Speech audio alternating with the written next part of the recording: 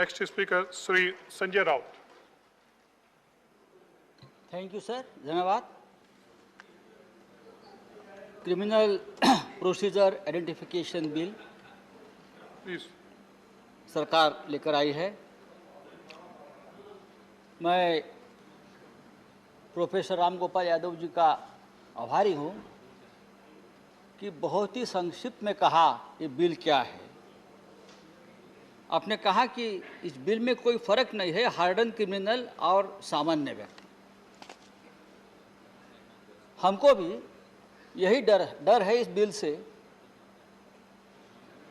कि आने वाले दिनों में क्या होगा क्या नहीं होगा, ये बिल को पढ़कर अब धीरे धीरे समझ में आ रहा है। आप क्रिमिनल्स की ठीक तरह से पहचान करना चाहते हो, जो क्रिमिनल्स है उसको लगाम लगाना चाहते हो, तो सवाल ये है कि 102 साल में अब तक इतने लाखों करोड़ों क्रिमिनल्स की पहचान नहीं हो पाई।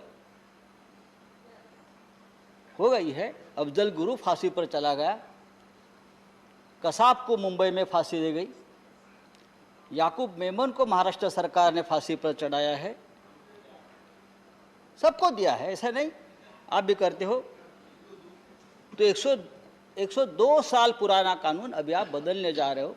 अगर कानून जो आप ला रहे हो वो देश के हित में है, समाज के हित में है, तो उसको विरोध करने का कोई कारण ही नहीं है।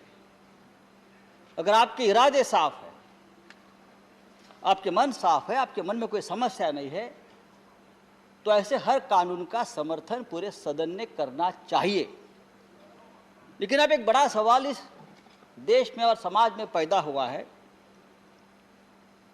कि अपराधी कौन है, क्रिमिनल कौन है जो आपको विरोध करेगा, जो आपको सवाल पूछेगा,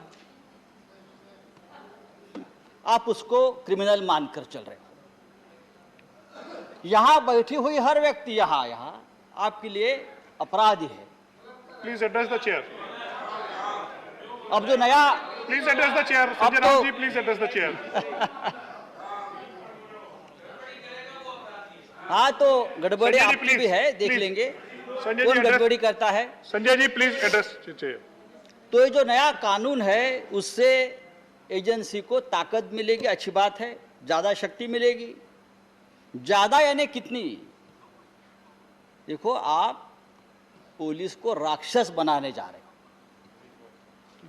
शैतान बनाने जा रहे हो, तो उससे अच्छा है कि आप मार्शल लॉ ही लगा दो। मार्शल लॉ ही लगा दो, कोई बात नहीं।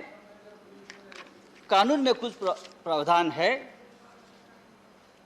आप इस कानून के नए कानून जो कहता है कि जो क्रिमिनल्स है उसके बायोलॉजिकल सैंपल्स लिए जाएंगे, अच्छी बात है, ठीक है। अपराधियों के रेटिना स्कैन हो सकता है, उसकी तस्वीर रेटिना के साथ साथ फुटप्रिंट्स, हाथों के फिंगरप्रिंट सब लिया जाएगा, ये सब कुछ ठीक है। मतलब पुलिस जो चाहे उनकी मर्जी, चाहे हार्डन क्रिमिनल हो, चाहे राम गोपाल जी यादव हो, चाहे जया बच्चन जी हो, चाहे हम हो, आप Sanjay ji, हो, please address. समाप्त कीजिए. तो सबको Please. आप एक तरह से पुलिस समाप्त कीजिए. स्टेट बनाने जा रहे हो।